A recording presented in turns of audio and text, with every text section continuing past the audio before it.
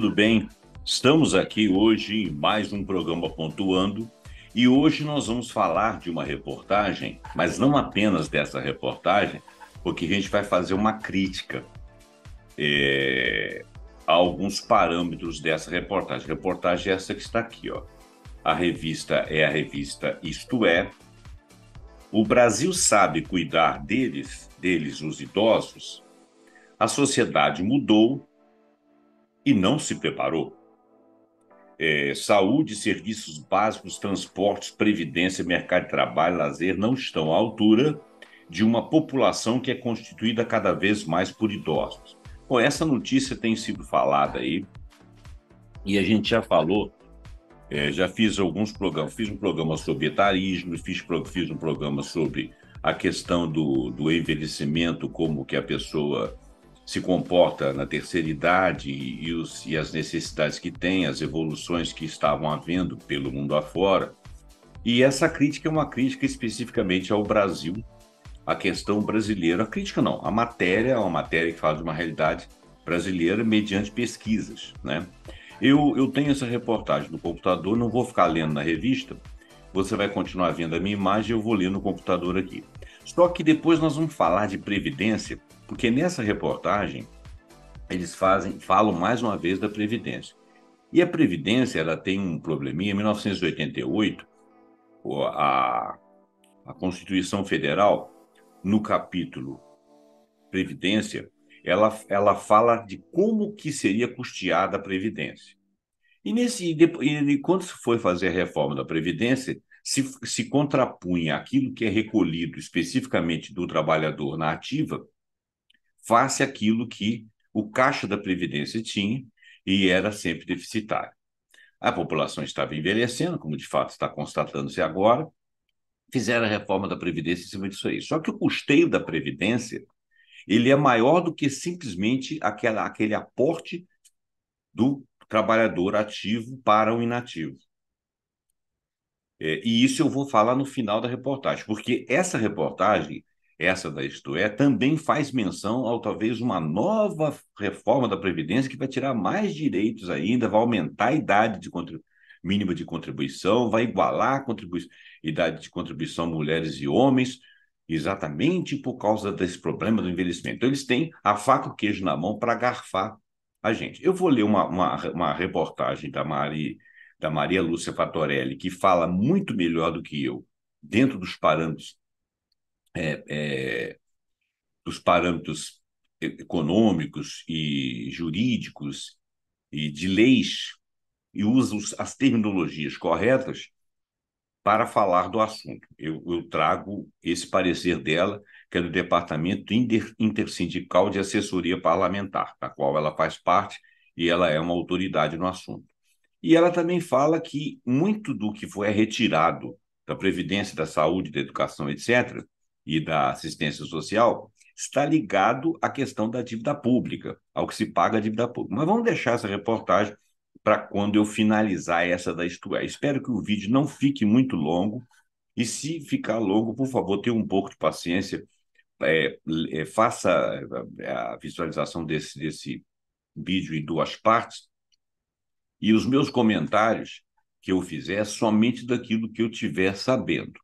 Aquilo que for opinião, você vai perceber que é minha opinião. E minha opinião opinião normalmente baseada em fatos, mas de qualquer forma você pode, baseado nos mesmos fatos, ter outra conclusão. Então, opinião é uma questão pessoal. Agora, fatos são fatos. Eu vou ler os fatos para que você formalize a sua opinião. Agora, é importante nós, como sociedade, termos em nós, nas nossas concepções, até para argumentar e conversar com os outros, para tomar. É importante que a gente saiba fatos para poder tomar posições. E isso aí não tem nada a ver com ideologia de ser de esquerda, de ser de direita. Isso tem a ver com aspectos práticos da vida, tá?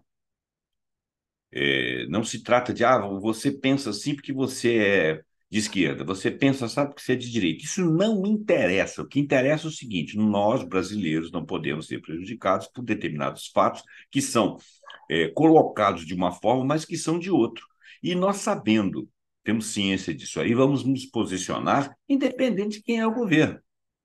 entendendo? Em cima do parlamento, em cima do executivo e contar com o judiciário, se for o caso. Bom, então vamos começar a leitura da reportagem e depois eu vou passar a leitura da Patorelli e outras coisas. Bom, vamos lá.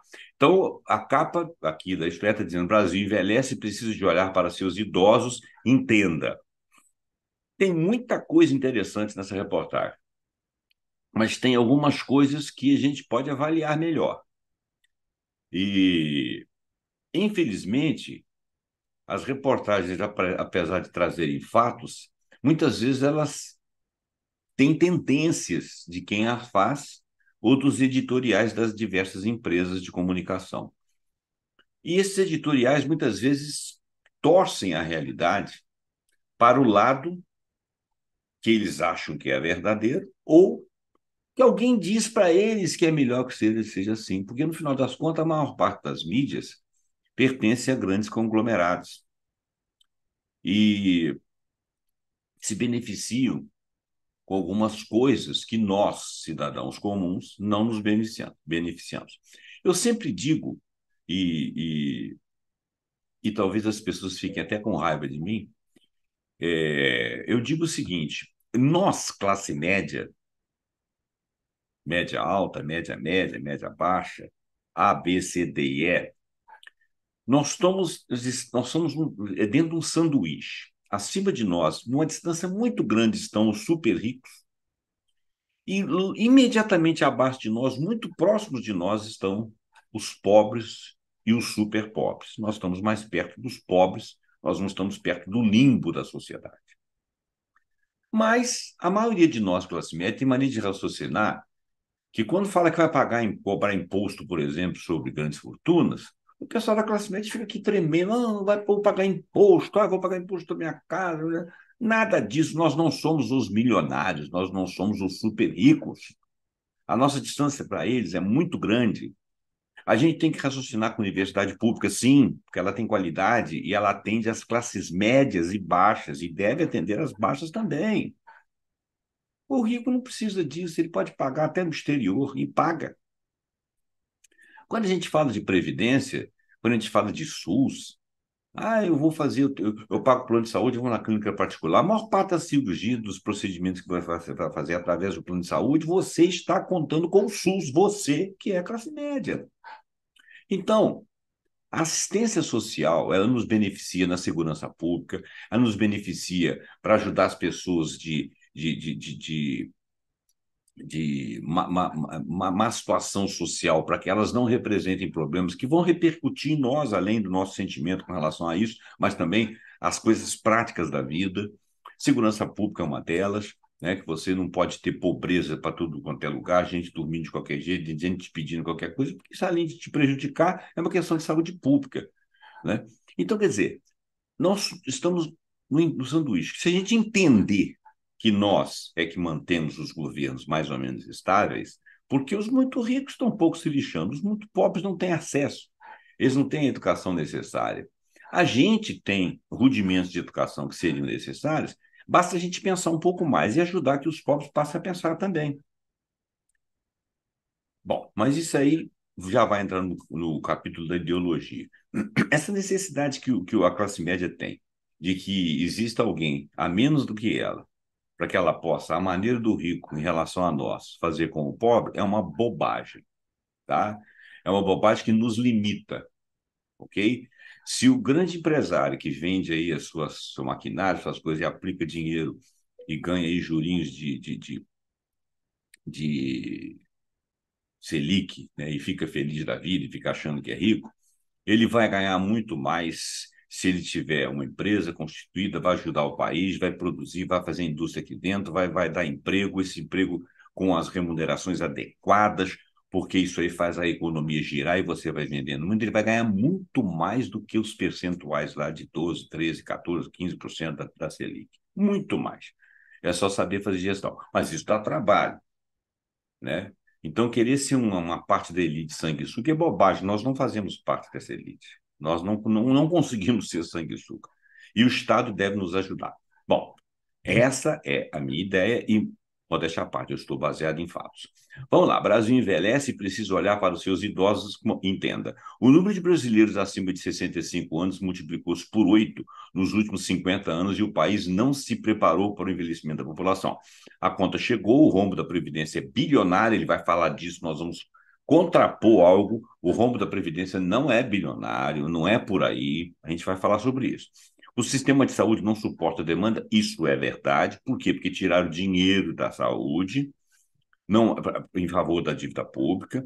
Não há planejamento urbano, sim, não há nem lazer, e mais de 70% das empresas admitem não contratar pessoas acima de certa idade, o que é temerário, porque hoje em dia, com a longevidade, eu já fiz programas sobre longevidade, tem é, é, muitos idosos. Eu não gosto de chamar a pessoa de mais de 60 anos de idosos, porque eu não acho que são idosos. Velhos, né? E até a faixa daquilo que eu sei que são idosos, tem muita gente produtiva, tá? Tem gente dirigindo carro aí no meio da rua. Claro que tem algumas doenças próprias da idade, mas hoje em dia a medicina está avançada. Então, se você tem assistência social, se você tem saúde pública, se você tem saúde para plano de saúde, se for o caso, e hoje em dia existem recursos, e você tem dinheiro para pagá-los, e você consegue se manter ativo, ganhando, você vai depender menos de uma previdência. Mas é direito seu depender da previdência. E existe orçamento. E se você estiver trabalhando e produzindo, e muitas pessoas produzindo, o que acontece? Isso faz a roda da fortuna. Você está pagando imposto. Isso faz a roda da fortuna. Então, aí você ganha dinheiro com lazer, aí você ganha dinheiro com assistência social, aí você ganha dinheiro com saúde, você ganha dinheiro com tudo. Se você for médico, se você for dono de clínica, se você depender eventualmente de um plano de saúde, depender eventualmente da saúde pública, quer dizer, tudo isso, se for bem orquestrado, bem organizado, atende a todos. E a tendência vai ser que o número de jovens e velhos seja igual. Então, nós temos que nos planejar para isso. Aliás, nós já chegamos lá, né? Não é igual, mas já cresceu bastante. Então, não há planejamento urbano. Urbano por quê? Porque, de repente, você não consegue, o idoso, de repente, consegue atravessar uma rua, sair, provavelmente calçado, provavelmente transporte público, todas essas coisas. Dessa forma, o idoso está cada vez mais marginalizado. Isso é uma opinião, assim, um pouco pesada. Será que é isso mesmo? Vamos lá, resumo. Brasil não sabe lidar com a velhice e não é só não só em questões de saúde e previdenciárias. Não é apenas nisso. Deixa eu clarear um pouquinho aqui, que eu não estou enxergando direito. Habitantes acima de 65 anos cresceram 57,4% na última década, mas não são 57,4% da população ainda. Cresceram esse tanto.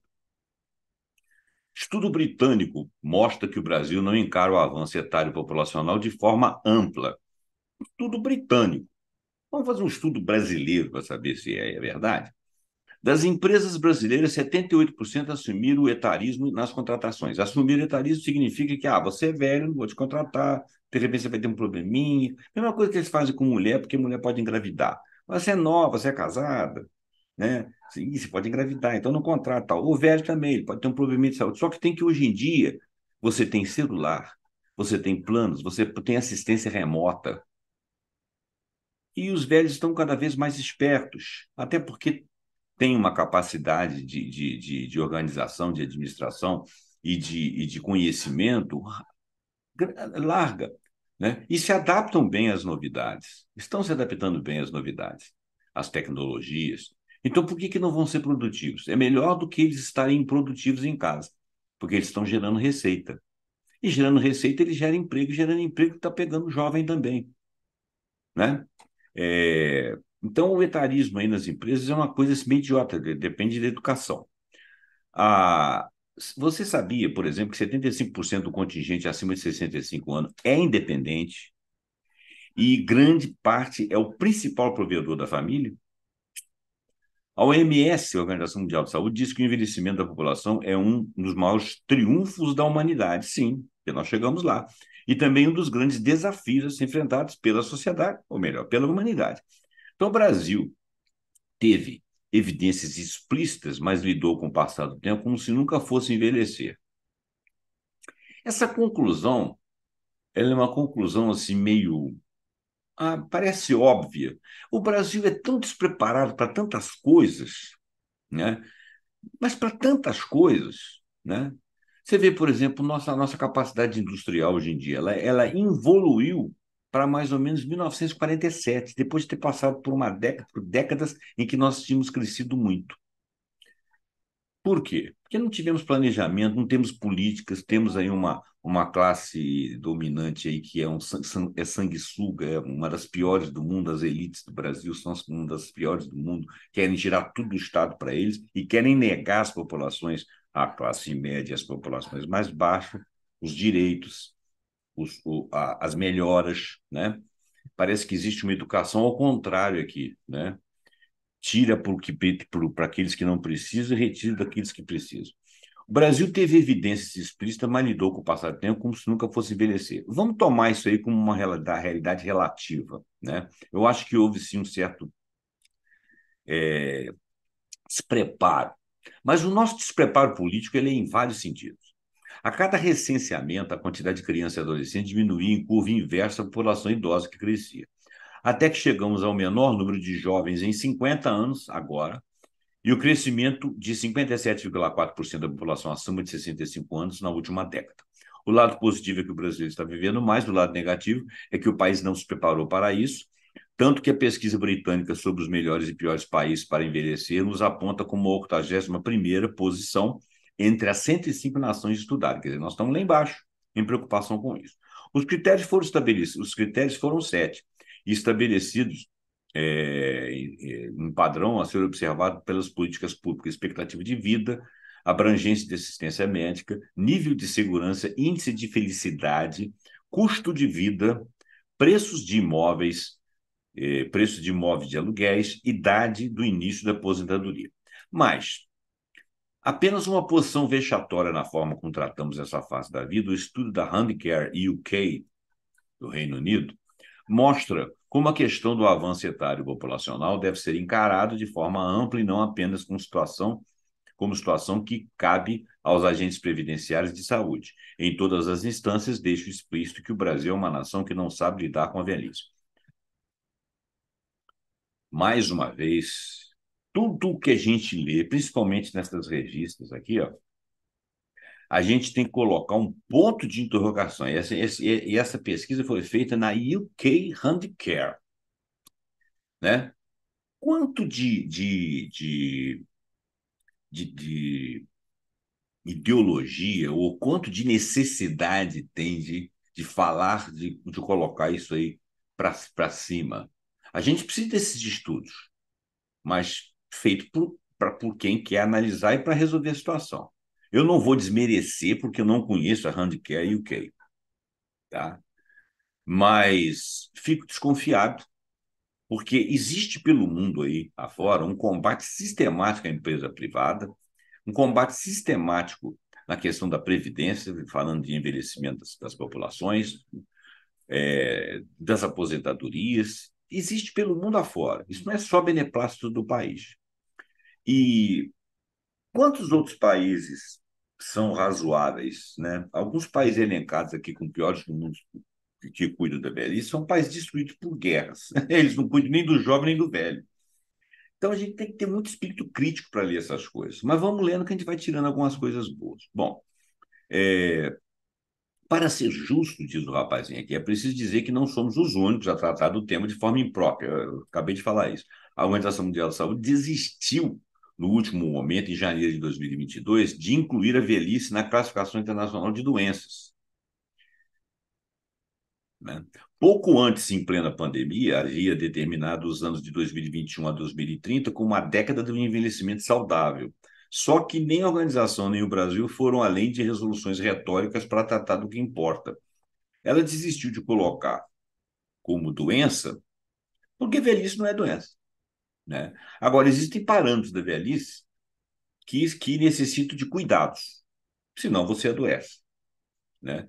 Eu não entendi bem por que ela desistiu, né? Se ela desistiu é porque ela também não está cuidando da velhice aí. Mas também, se chamar de velhice de doença, não sei se é verdade, até porque nós estamos evoluindo de outra forma.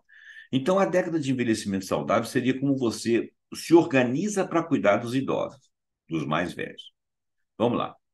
Nos 20 anos completos em outubro do Estatuto da Pessoa Idosa Brasileira, nos 20 anos completos, em outubro agora, do Estatuto de Pessoa Idosa Brasileira, a única adaptação foi trocar o termo idoso por pessoa idosa. Essa palavra idoso me incomoda, tá? Ah, mas tem pessoas que falam assim, ah, mas você não é velho. Não, eu sou velho, o que eu não sou é idoso. Porque idoso, para mim, é mais de 75 anos. Já é uma pessoa que requer muito mais cuidado que o velho. Eu, por exemplo, sou um velho, porque eu tenho 66 anos, vou fazer 67, eu sou velho, né? Minhas rugas aqui, minhas papadas aqui, estão dizendo que eu sou velho. Mas eu sou produtivo, eu sou capaz de trabalhar, né? Tenho cuidados com a minha saúde? Sim, obrigatórios. Sou obrigado a cuidar da minha saúde, mas não me impedem de trabalhar, não me impedem de ser produtivo. Posso ter um piripaque de pulmão? Infelizmente posso. Gostaria de não tê-lo, né? A minha família de gente longeva e produtiva, né? E morreram trabalhando praticamente. Então, é, eu e outros, né? Muitos de nós. Então, eu acho que eu sou velho, mas não tem problema se eu sou idoso, se eu sou velho, se eu sou tio, se eu sou tiozão, se eu sou avô, tanto faz. O problema é que eu sou produtivo. Então, eu acho que teríamos que trocar a ideia do ser velho, do ser idoso ou pessoa idosa, seja lá o que for, pelo cuidado com essa ideia. Quando as Nações Unidas e a OMS foram criadas, havia 7 vezes mais crianças com menos de 15 anos do que pessoas com 65 anos ou mais. Em 2050, agora, ela foi criada antes da década de 50 do século passado. Então, 100 anos depois, 2050, agora, esses grupos terão aproximadamente o mesmo tamanho, né?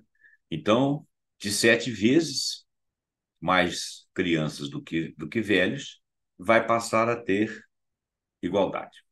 Os países desenvolvidos enriqueceram e depois envelheceram. Nós envelhecemos na contramão, ou seja, nós não enriquecemos, mas envelhecemos. A gente é teimoso, né? E isso é um nó. E o que é mais chato dessa história toda, gente, é que o Brasil é um país riquíssimo, né? Nós temos petróleo, nós temos terras raras, nós temos minerais críticos, nós temos lítio, nós temos urânio, nós temos biodiversidade, nós temos florestas, nós temos vários climas no país continental, nós temos rios, temos água pra cacete e temos imensas riquezas em solo, no nosso subsolo, mas não temos elites e políticos que não dispensem isso a preços vis para terceiros por benefícios particulares. Não existe uma logística no Brasil de melhorar o padrão da nação. Nação representa povo, pessoas. E constituir uma nação que se respeite, que goste de si, que torça por si mesmo. A gente não tem. Esse é o nosso maior problema. Então, países desenvolvidos enriqueceram, depois envelheceram, o Brasil perdeu tempo e envelheceu.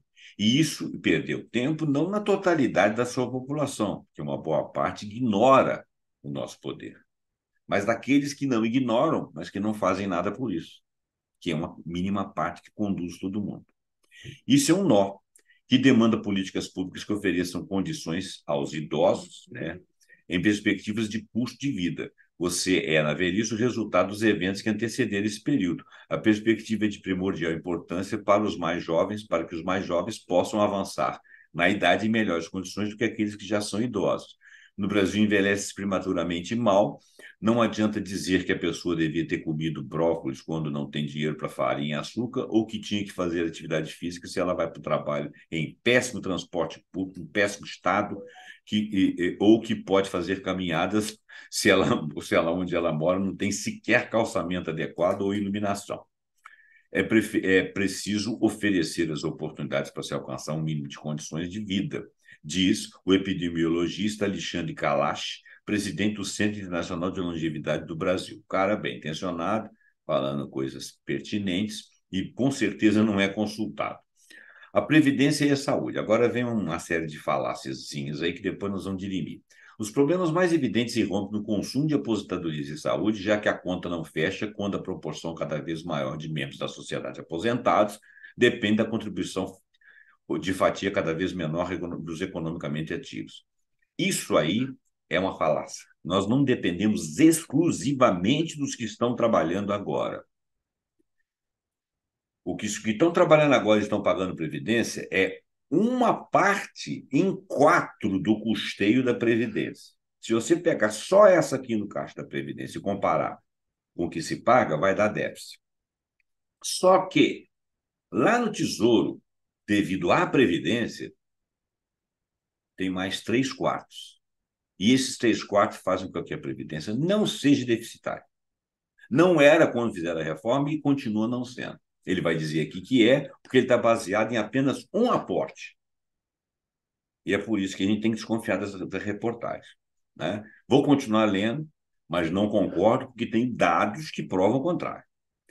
Só que outra forma de enxergar a situação é perceber a possibilidade de que, com a idade, os profissionais podem se tornar previdenciários, mas ainda valorizados como força de trabalho, por experiência, extensão, anos de vida e expertise acumulada. Ele está falando dos idosos. Na saúde, as nações que tratam os cidadãos com estímulos preventivos mostram poupança biológica saudável e traz um envelhecer menos dependente de serviços públicos, o que desonera o Estado. A maioria das doenças que lotam o SUS poderiam ter sido evitadas com um planejamento que oferecesse não apenas anos de vida, mas vida aos anos que cada vez temos mais. Não apenas mais anos de vida, mas mais vida nos anos que nós temos a mais. O médico integrativo Fábio César Santos é que falou isso. A promoção de setores econômicos com oportunidade de trabalho para trabalhadores mais velhos, prevenção e detecção precoce de doenças, é um critério definido como felicidade, que envolve atividade física, meditativa, lazer e estima a frequência de espaços públicos, como ruas, parques e praças, são fatores que fizeram da Finlândia líder no ranking de países que promovem o melhor para os seus cidadãos idosos. A Finlândia é um país antigo, um país moderno, um país rico e um país de gente culta. A formação em saúde no Brasil opera na lógica de privilegiar a assistência materno-infantil. E apenas 10% das escolas médicas têm geriatria como disciplina. Temos que inverter isso aí. A preocupação são com os dois extremos da sociedade. As crianças, para que elas não venham a ser adultos doentes e velhos mortos, né? E os velhos que são produtivos ainda e precisam ter qualidade de vida. Não porque seja apenas produtivo, mas porque tem direito, pagar a vida toda por aquilo. E as escolas têm que ser mais bem preparadas em termos de entender o que é, que precisa de a disciplina de geriatria e precisa de geriatras.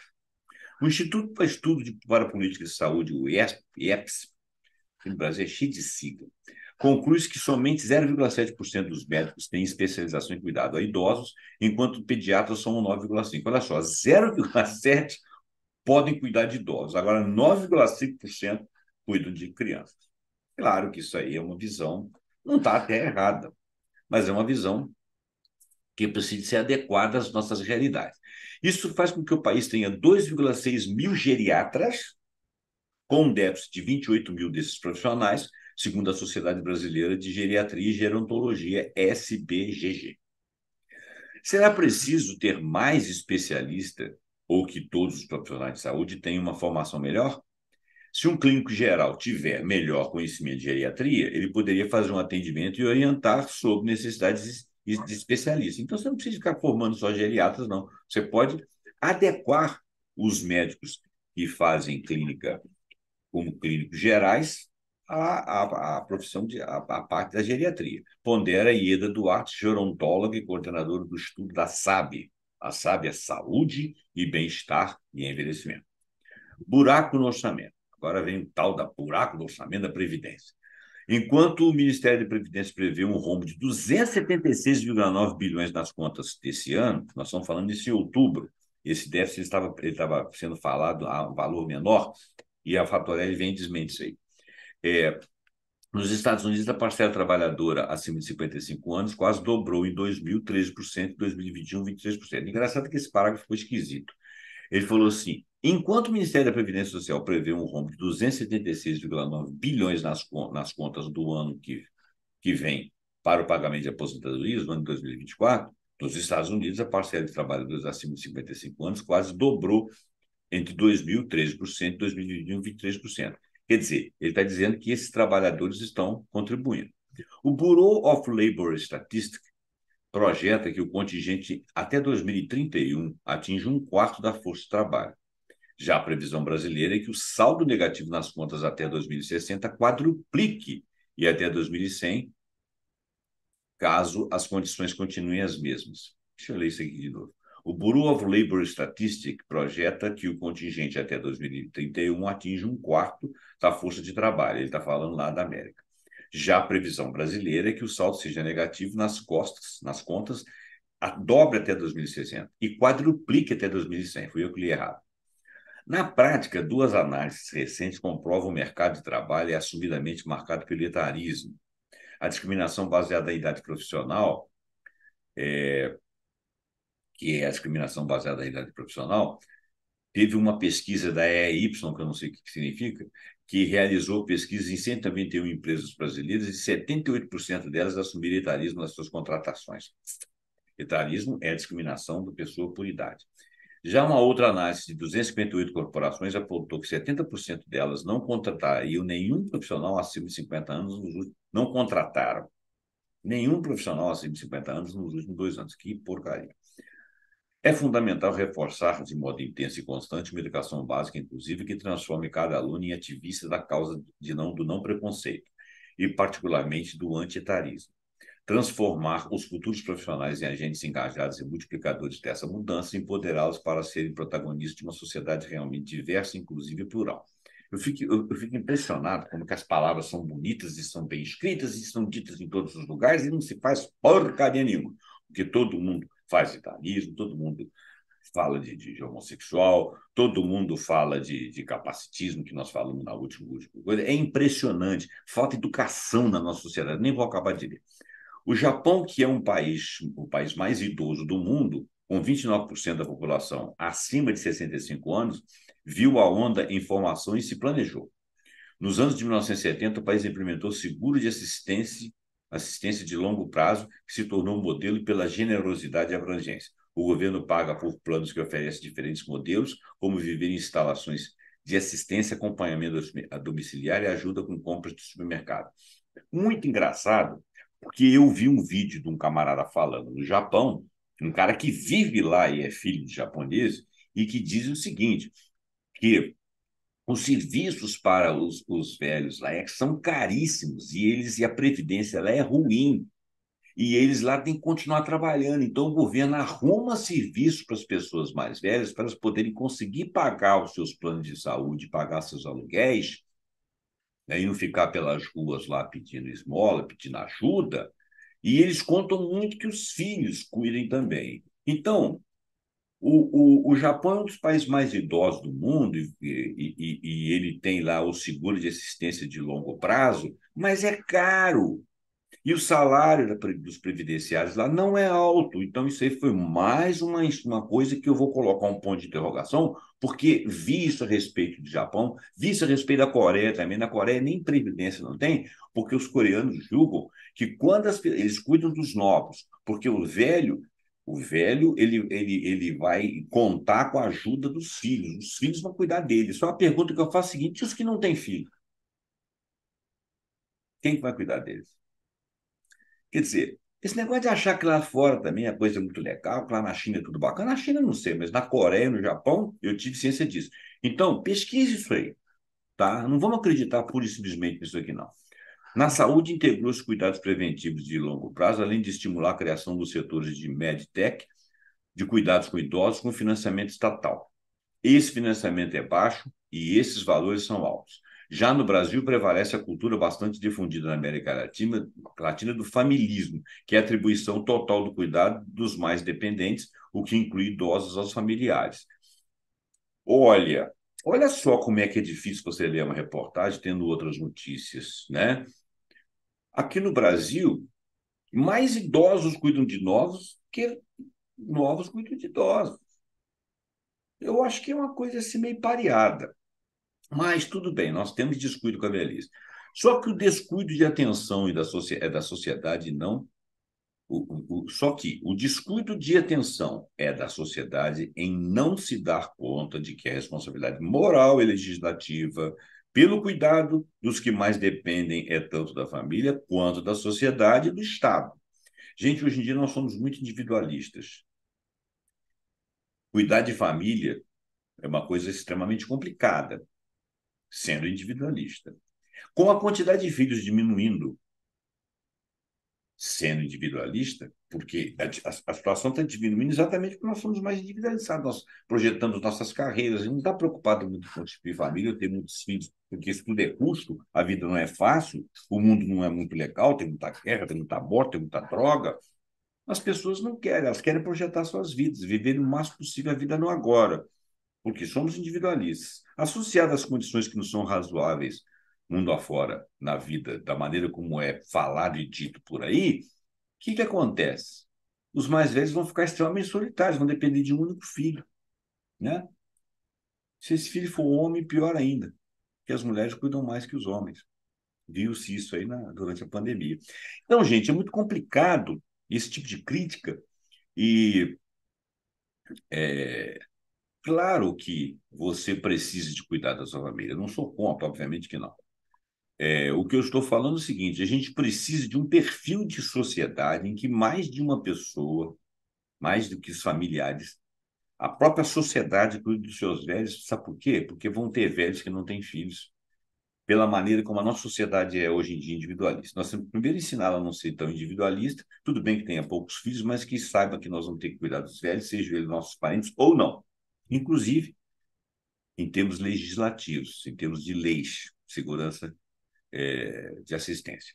Custo-benefício. A estatística do censo recente evidencia a condição da população acima de 65 anos como custo e não pelos aspectos positivos. 75% do contingente de idosos é independente. Olha, ele disse um pouco que outro que foi falado acima. E grande parte do contingente é o principal provedor da família. Eu falei isso aí agora. Nota técnica do Instituto de Pesquisa Econômica Aplicada, que é o IPEA, aponta que mais de 60% dos lares com pessoas acima de 60 anos, esses que respondem por mais da metade da renda total da casa. Sem contar que 5,5 milhões de idosos moram sozinhos no Brasil, quase 20% dessa população, segundo o IBGE. Quer dizer, quem que cuida deles? Ninguém. Da mesma forma, a senilidade é tratada como incapacidade da saúde. Bom, a senilidade, sim. O sistema que não privilegia cuidados preventivos cobra a conta com o passar dos anos. Entre as pessoas idosas, 80% depende do Sistema Único de Saúde, que deveria ser muito bom, não deveriam tirar dinheiro deles. Né? Agora, se o sistema de saúde pública é só custeado pelo Estado, né? Onde que esse Estado gasta o dinheiro dele? Né? Porque no Canadá, por exemplo, o sistema de saúde deles lá é todo custeado pelo Estado. Ricos e pobres irremediados vão para o sistema público de saúde. Só que o sistema público de saúde, o Estado é rico, ele pode pagar uma empresa privada para ele pagar para você ser beneficiado na sua saúde. Então, tem um hospital lá que não tem plano de saúde, não tem SUS, não tem nada. Então, ele só atende um milionário que pode pagar à vista. No Canadá, não. No Canadá, esse hospital vai lá e atende o cara que tem um plano de saúde ou que não tem nada. Né? Então, tem relatividades aí. A gente tem que pensar nisso aí. Então, claro, o sistema público de saúde, nós somos um país rico, nós podemos ter saúde aqui de qualidade para até o ricaço chegar lá e querer ser tratado pelo SUS. Da mesma forma, a senilidade, já li isso aí, né? 80% depende do sistema único de saúde. Quem consegue pagar um plano privado ao custo médio de 1.767 por pessoa, por idoso, mensais, por benefício acima de 60 anos, segundo o painel de precificação dos planos de saúde, são poucos os que conseguem arcar. Com certeza. Você imagina que a aposentadoria mais alta aqui é 6.800, 7.000. Quer dizer, o cara tem que ter outras rendas para ele poder pagar ele e a mulher dele, para ele e para a mulher dele, R$ 3.500 de plano de saúde, quer dizer, vai metade do que ele ganha, pouco mais da metade do que ele ganha. Então, ele tem que ter outros rendimentos. E outros rendimentos ele já seria considerado uma classe média mais para alta. Não é fácil. As mesmas 80% das consultas com especialista, utilização de fármacos, exames clínicos e de imagem poderiam ser diminuídas com uma política preventiva. Sim, sim. Doenças infecto-contagiosas tiveram larga diminuição nas recentes décadas, enquanto as cardiovasculares aumentaram 12% para 40% total dos óbitos. Houve prevenção. É sabido que problemas cardíacos são os que têm prevenção mais efetiva. Se houvesse parques com educadores físicos, atividades meditativas, programações, promoções alimentares saudáveis, com isenção de impostos, a situação melhoraria muito naturalmente. Avalia Fábio dos Santos. Tá. Para quem? A maioria da população é pobre. A segunda maior, eu estou incluindo a classe média. A segunda maior causa de doenças na velhice são os problemas osteoarticulares, que englobam um conjunto de dores relacionadas aos ossos e articulações. São igualmente relacionados à prevenção e levam a outra questão do problema do avanço da idade, que é a questão da mobilidade. Grande lacuna na política de cuidados sobre envelhecimento é a falta de adaptação do espaço urbano, eu concordo, para atender a população, pensando tanto em serviços básicos como lazer, atividades físicas e moradia, concordo. A OMS até tentou.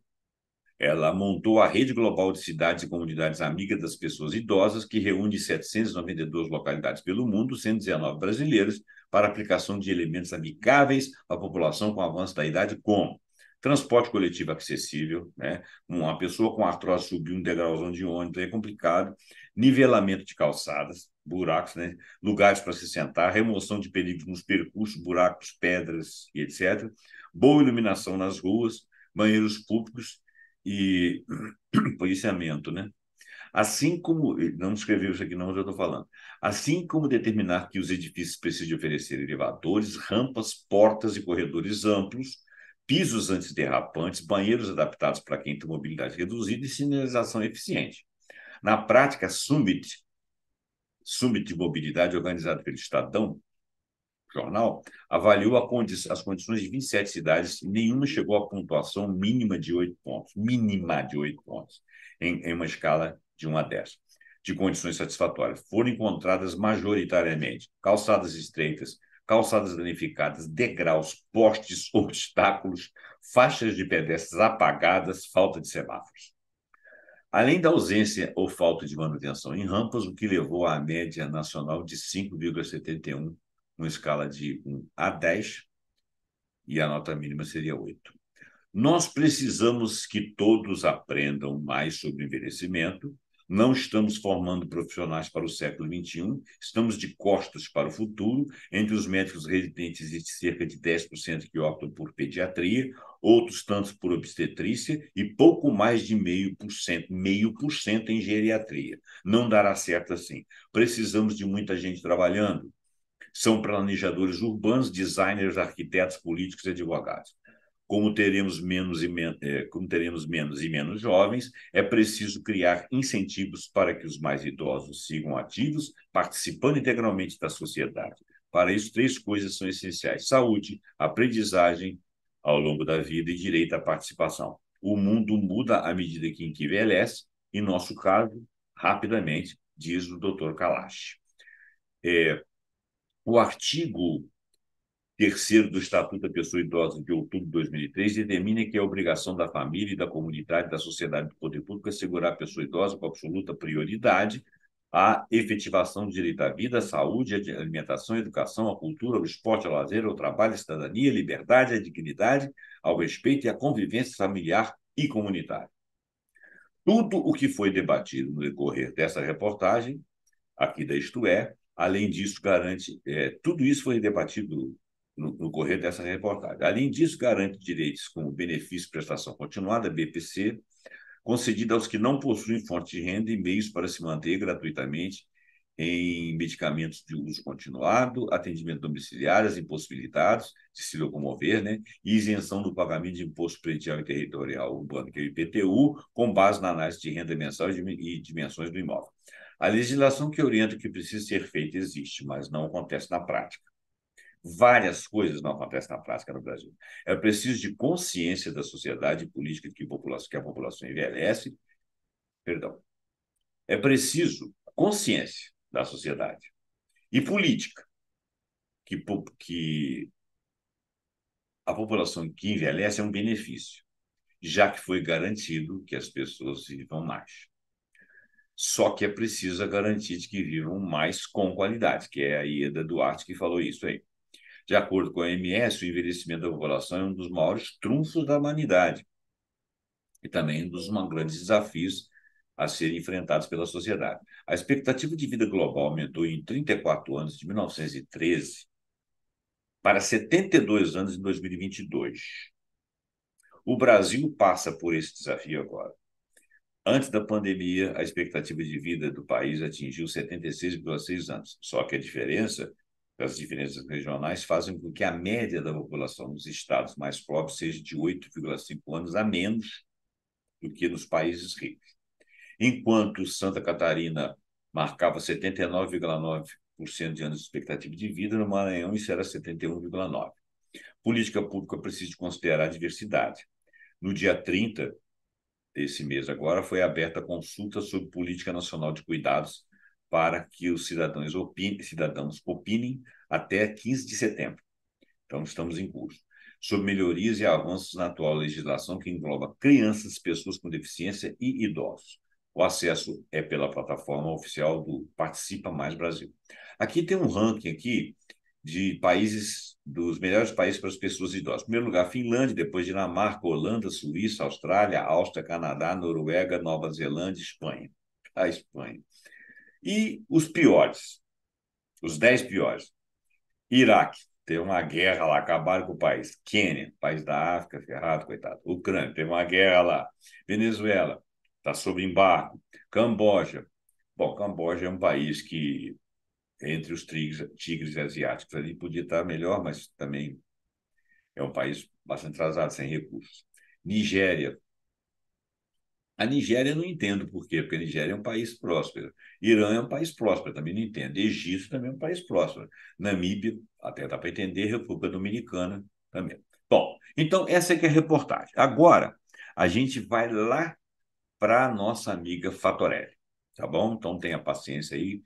A Previdência Social, diz Fatorelli, é um instrumento de proteção social que existe no Brasil, garantindo a aposentadoria para trabalhadoras e trabalhadores que cumpram as regras vigentes ou são acometidos por invalidez, garantindo ainda pensão por morte a familiares, distintos auxílios em caso de doença, acidente de trabalho, velhice, maternidade, morte ou reclusão.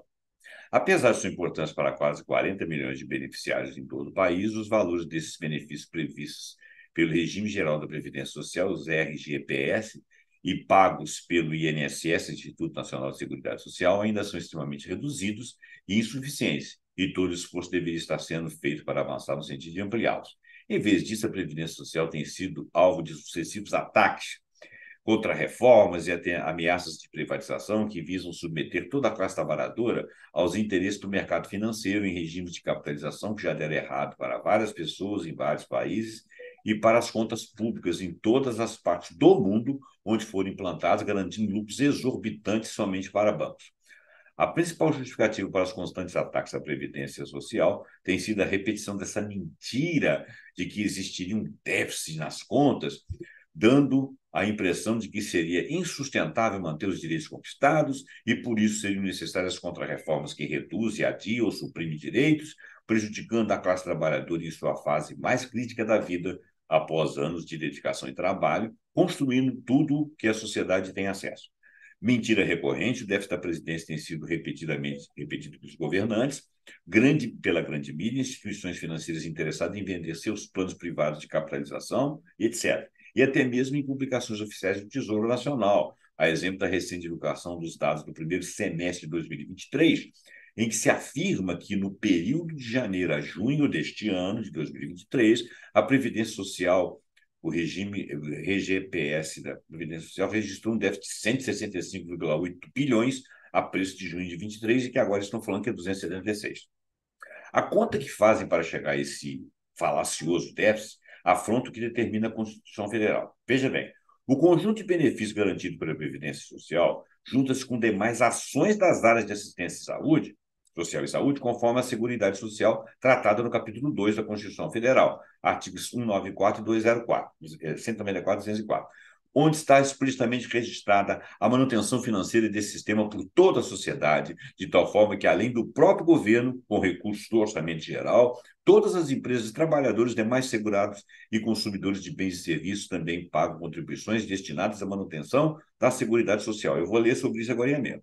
Verifica-se, portanto, dados disponibilizados pelo governo, o cálculo do anúncio desse déficit foi obtido mediante a simples comparação entre a arrecadação do INSS no período de janeiro a junho de 2003, cujo valor bruto foi 289 bilhões, referente ao total arrecadado pela Previdência no período, menos o total de benefícios previdenciários pagos de 440,23 bilhões. Então ele fala assim, nós arrecadamos só 289 e pagamos 440.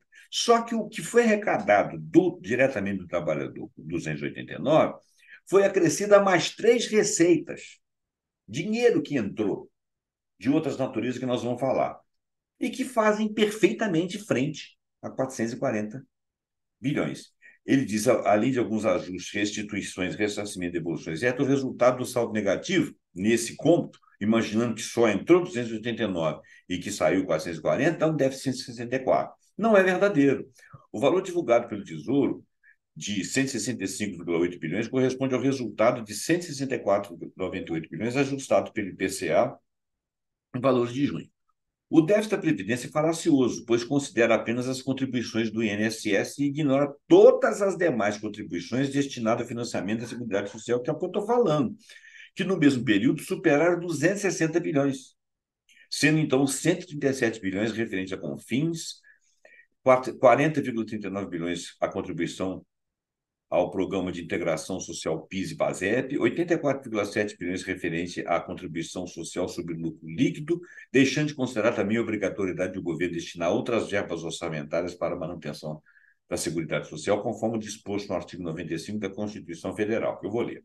Portanto, não há que se falar em déficit da Previdência, que está inserido na Seguridade Social e tem múltiplas fontes de financiamento, além da contribuição direta do INSS, que tem sido computada como se fosse a única fonte destinada à manutenção da Previdência Social. É muito importante detalhar essa situação e deixar claro que não existe o falacioso déficit da Previdência em resposta, em especial, no momento atual, em que a reforma tributária que tramita no Congresso Nacional, da PEC 45/19, comentada em recente artigo que ela comentou, extingue as contribuições sociais com fins e PIS. Olha só, estão retirando isso daí. E cria nova contribuição denominada CBS, Contribuição sobre Bens e Serviços, com o mesmo fator gerador de IBS, Imposto sobre Bens e Serviços, que irá substituir o ICMS estadual e o ISS municipal, o que indica risco de demandas judiciais e indefinições quanto à garantia da manutenção da Seguridade Social, até porque isso pode diminuir o valor. A ausência do devido debate durante a assodada votação da PEC 45 na Câmara, assim como a falta de estudos técnicos e jurídicos que assegurem a manutenção da Seguridade Social e dos entes federados, não pode se repetir no Senado, que esperamos atue com mais responsabilidade sobre o tema tão fundamental para o povo brasileiro e explicite de uma vez por todas que não há que se falar em déficit da Previdência. Ela é a coordenadora, Maria Lúcia Fatorelli, coordenadora nacional de Auditoria Cidadã da Dívida, membro do CBJP, Comissão Brasileira de Justiça e parte da CNBB, e coordenador do Observatório de Finanças e Economia de Francisco e Clara, da CBJP. Eu tenho muita sigla assim, eu acho besta. Vamos lá. Vamos ler, então, regime da Previdência. Olha só, a Seguridade Social será financiada por toda a sociedade, de forma direta ou indireta. Não é só do trabalhador, não. Toda a sociedade.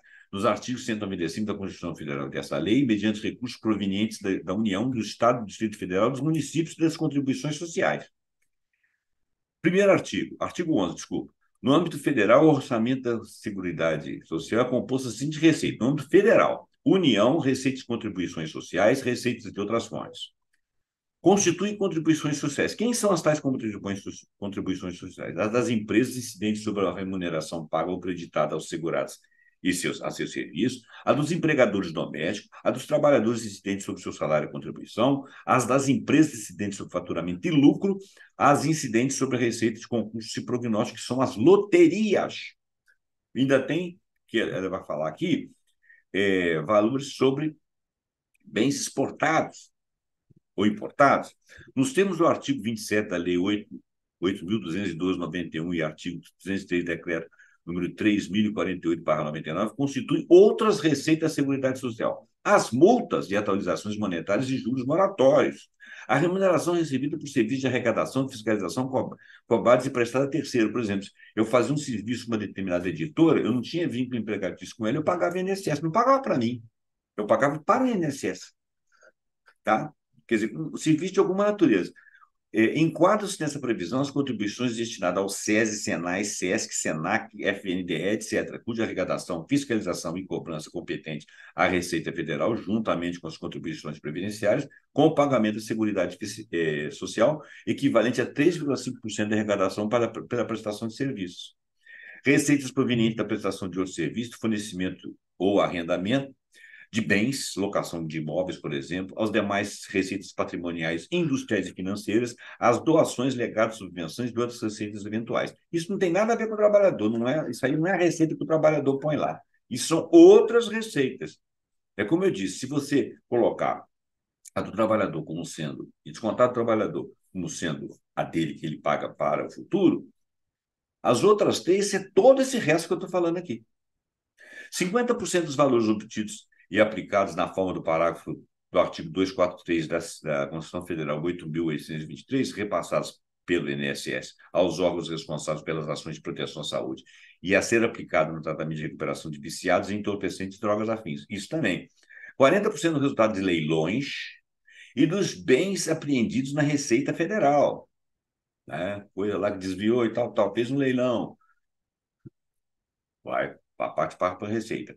50% do valor do prêmio repassado pelas companhias seguradoras que mantêm o seguro obrigatório de danos pessoais causados por veículos automotores será destinado ao SUS para custeio de assistência médica hospitalar dos segurados vitimados de acidente de trânsito. Então, olha bem, saúde e previdência estão garantidos em lei em várias receitas, né? Aí fica a pergunta, até quando vão repetir a mentira do déficit da Previdência? E, nessa reportagem que nós acabamos de ver agora, tem um pormenor lá, que eu não cheguei a ler, que ele fala que nós vamos ter que fazer uma outra reforma. Igualar, tempo e tal. Eu não vou ler agora, não, porque senão vai ficar muito grande. Bom, gente, então, desculpe a minha veemência, desculpa aí a minha falta de paciência com as maldades do mundo. E vamos nos instruir, vamos ler bastante. Se você não acreditar, não confiar em tudo que eu falei, e na reportagem, leia, procure. Né? Não é fácil entender essas letras da lei. Né? Não é fácil entender nem quem defende alguma outra coisa diferente do que diz, por exemplo, essa reportagem em alguns aspectos sobre a questão da Previdência, da Maria Lúcia Batorelli, por exemplo. Eu cheguei a fazer um programa com ela com entrevista, nós falamos sobre petróleo e sobre eletricidade.